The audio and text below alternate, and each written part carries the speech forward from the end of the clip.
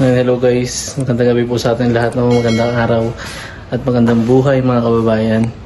Nandito po tayo sa bahay ni Jeff dahil kaganina nag-print po tayo ng invitation at bukas po kasi pauwi na po kami ng Mindoro. So si Jeff kasi gusto na sumama gusto na sumama sa amin sa Mindoro pero hindi po pwede muna kasi meron po siyang baka meron po asikasuhin at uwi po kasi si Tito PJ dito sa Laguna. Kaya sorry Jeff, hindi ka makakasama sa Mindoro. Pero makapunta ka doon kapag malapit na yung aming kasal, no? Kasi malapit na po kami kasal. At yun nga po, sabi ko nga na si Jeff ay makakapunta din ng Mindoro. At dahil malapit na po yung birthday ni Jeff, so naisip ko na mag-iwan ng regalo para sa kanya. At sabi niya kasi ay ayaw daw niya maghanda sa kanyang birthday, pero ako syempre paghahandaan yan, reregaluhan yan. Yan, tayo magbibigay tayo ng regalo. Ito yung ating regalo, hindi ko rin yan yung ating regalo, isang simpleng regalo lang pero at least pinaglaanan natin ng panahon to kasi pinagandahan ko to. At nung isang linggo ko pa ito naisip na nabilhan si Jeff, kaso ang problema hindi po ako makabili kasi pumunta pa kami ng Maynila para mag-asikaso pa ng mga gagamitin namin. So ngayon tutuloy po namin yung gagawin namin sa bahay. Uwi po muna kami. So si Jeff may iwan ulit dito sa kanyang bahay at gigisingin natin kasi tulog siya na nasa kwarto ata, nagpapahinga. Yan, pupunta natin sa kwarto para at least makita din tayo, no? Papaalam tayo. Jepoy? Jepoy?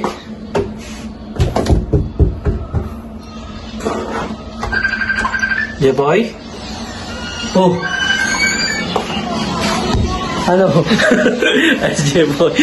Lamig sa kwarto mo, sabi mo di lamig, ah. Ha? Sabi mo di lamig sa kwarto mo, lamig, ah. Kami sa kwarto ni Jeff, oh, yan. Pauwi na kami bukas at tuloy kami. May bangka na. Meron na kami sasakyan kasi hindi po sana kami matutuloy bukas gawa sabi cancel daw po yung biyahe. Pero ngayon ay matutuloy na po gawa may nakausap po tayong may source po tayo na pwede tayo makauwi ng Mindoro. Yan.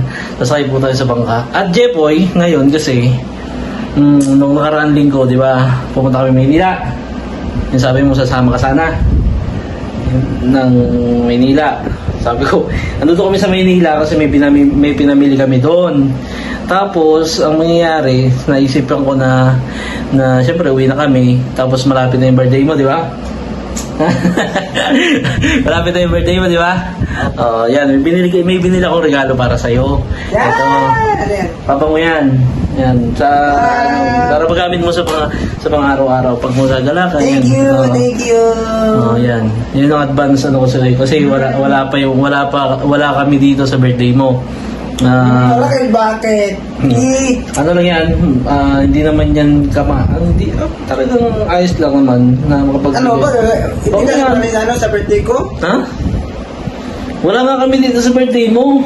Alam mo, alis na kami bukas. May ano ba yung birthday mo? Abangan niyo po yung birthday ni Jeff. At pauwi po kasi si Tito PJ ng May 12. 14. 14. Mabango to. Pero wala kaya hindi ka maka-attend. Hindi. Pero kayo, pupunta kayo Mindoro. Di ba gusto mo pumunta Mindoro? Yan, pupunta po yan si Jepoy. Kasama po yung family ni Tito PJ. Lahat po ng Tisalaw na family dito sa Laguna. Pupunta po doon para po makipag-celebrate doon po sa aming kasal. Kaya siguro mga next week o kaya siguro mga 25 pupunta na kayo doon kasi madami pa kasing asagusin doon eh. Kami uuna lang kami, madami kasi kaming gagawin doon, Jeff. Bali ang mangyayari kasi niyan, dito ka muna, no? Dito muna sa Jepoy. Hindi pa ako bumalik sa speaker. Hindi, wag, sa susunod na lang. Kasi uwi si Tito PJ. Ako gusto kita isama, pero uwi si Tito PJ. Naintindihan mo naman, naintindihan mo yan. Uwi si Tito PJ, tapos syempre, kailangan mo muna mag-stay dito. Pero tiis lang. Kaya mo yan, kahit mag-isa ka lang dito. Di ba? Oo, nasa Manila ka kami, mag-isa ka lang dito eh. mag-isa ka lang dito, di ba? Nung nasa Manila kami. Oo. Kaya mo yan.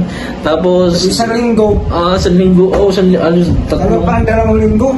Tatlong araw kami, ando doon. Oo, di ba? Yan. Yun lamang po. Gusto ko lang celebrate batiin si Jeffrey na happy birthday. Yeah, kami po kasi ni Jeffrey, syempre kami po kuya at ate niya. Nandito po kami palagi para po subaybayan siya, tulungan siya kung paano siya mahubog dito at makikisama dito sa buhay dito sa probinsya, lalo dito sa Laguna. Syempre malapit na yung pasukan, kailangan matuto siya sa mga bagay-bagay dito. At least kahit papaano, kahit kami lang yung makakapagturo sa iyo, naiintindihan mo yun, maintindihan mo yun lahat. Unti-unti lang, wag kang magmadali. Lahat ng bagay dito matututunan mo. Ako nagulat sa'yo, ang galing mo pala mag-gitara eh. Kaya si Jeffrey, magaling pa yung mag-gitara, magaling kumanta. Nakakagulat lang kasi, biro mo, hindi ko inaasahan na marunong pala siya mag-gitara. Yun po ay bigay ni Tita Nita sa kanya para po siya at least dito may libangan po siya sa bahay. Yan, baka naman inumin mo yan. Yan yan yung pabango na yan, pabango yan. Oh, ito yung brand niya, huwag mo na lang makita yan. Pati what? There is. Oh, yan po kami. Kaganina kasi bumili din kami sa labas ng mga Ricardo. Yung mga gagamitin po dun sa aming pangkasala, no? Yan, nadami nga nagulat sa akin, no? Madami. Sabi, bakit? Saan ba nadalhin yan? Sa Mindoro. Sa Mindoro. Ba't layo pa naman ng Mindoro? Doon pa na kayo mamimili sa Laguna. Yan, dito po kasi kami namili para po at least makatipid kami ng konti. Sa amin po kasi, pagka namili ka doon, mahal na yung mga mamimili doon. Pero malamig yung aircon mo, hindi na nalabas no? Nandito po kasi yung ginawa namin ni Jeff. Yan po yung aming ginawa, yung pinto niya. Then ito yung kanyang aircon, malamig, bago lang ito eh. Ganyan na lang, papasok mo. Malamig talaga. Oo, malamig na. Kahit di ka na mag-electric Pwede pa dati. kapag sobrang na malamig, patayin ka na at mag-aircon na. Oo, mag-electric pan. Mag-electric na. Oo, mag-electric pan ka na. Pero at least dito, kaya di ko alam mag-isa. Kompleto ka, meron pang dyan. May cup noodles ka pa pala dun, no? Mainit ka ng tubig. Pagka nagugutom ka, pag halimbawa ating gabi, pwede ka mag-cup noodles, no? Ando doon sila, sa kabila. Hindi ka ba mag-merienda? Alas 6 na din pala. 6 na. 6:08 na. Oh, hanggang dito na lang po yung ating vlog, no? Abangan niyo po sa sayang. Ano ba ito? Wala ka sa birthday. Sa susunod ng alaang, pupunta din naman kayo doon sa Mindoro. Yan, makakapunta din naman kayo doon. Yun po, hanggang dito na lang po yung aming vlog ni Jeff. At sana po ay subaybayan nyo po. At maraming salamat po doon sa mga positive comments, no? Lagi po namin nababasa yun.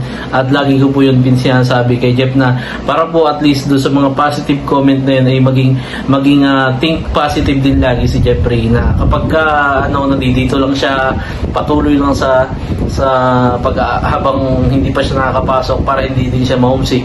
So sabi ko kay Jeff, ganito Jeff, basahin mo yung mga comment dun sa aking vlog kasi halos na nagko-comment po dun sa vlog natin.